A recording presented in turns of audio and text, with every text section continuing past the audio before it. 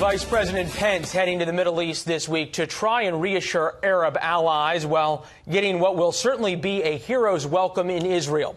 The trip follows UN Ambassador Nikki Haley's courtroom-like prosecution of Iran for providing weapons to Yemeni rebels. This as the administration tries to rally the world against Iran. Fox News senior strategic analyst General Jack Keane with us now from New York. General, good to see you, sir. Good to see you, Leland. Reporting now from the Wall Street Journal in wake of that presentation by Nikki Haley that the administration is now trying to move possibly to stop the Iranian purchase of Boeing jets and also of Airbus jets. Are we going to begin going down this economic sanctions road again, you think? Yeah, I think we absolutely have to. Listen, Iran's malign behavior to try to dominate the Middle East is their primary issue. The nuclear issue, so they can preserve the regime, was always a secondary issue, though a threatening issue, to be sure.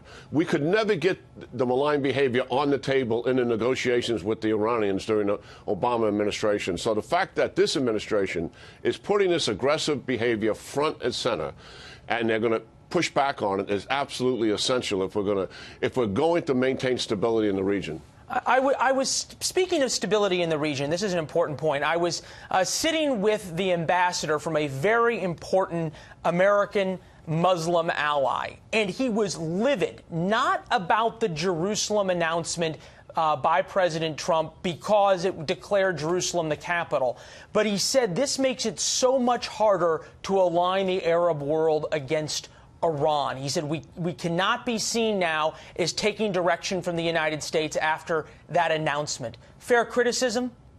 Yeah, I don't agree with him, and here's why. I mean, I'm pretty involved with what takes place in the Middle East, and the relationship between Israel and the Sunni Arabs has never been closer than what it is today. You're not going to get a lot of pushback from the Sunni Arabs over this announcement of Jerusalem being the capital of Israel. And the reality is, why has that relationship gotten so close? Because the contours of the Middle East have changed.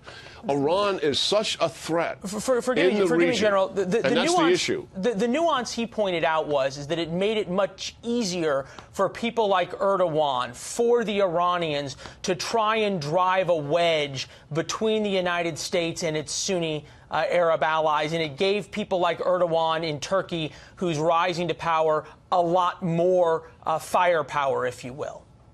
Yeah, well, I don't buy it. I mean, because the real issue is there. Look at the Iranians own Lebanon. They are now taking control of Syria. They've established a land bridge from Iran through Iraq into Syria to Lebanon. They have considerably more political influence over the Iraqi government in Iraq than the United States has, and they toppled the government in Yemen from which these missiles are being fired against Saudi Arabia. They are absolutely on the move, and I'm convinced this administration has got to step up and do even more than what they're suggesting they're going to do if we're going to stop this aggressive behavior. We get about 30 seconds, so very quickly. The Vice President is meeting, obviously, with Prime Minister Netanyahu, also meeting with President al-Sisi of Egypt, somebody who's gotten very close to this administration, somebody who's also gotten pretty close to Vladimir Putin. How important is it for Vice President Pence to reassure al-Sisi and bring him back into the fold as a full-on American ally?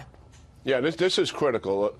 Egypt matters in the Middle East, to be sure, and they have been moving closer and closer to Russia. Arms deals, Russia's helping them in the Sinai Desert with the insurgency that they're fighting, building the nuclear power plants, and we've held them at bay because of their behavior with some of their citizens. We've got to fix this relationship. All right, General, appreciate it. If we don't talk before, Merry Christmas, sir.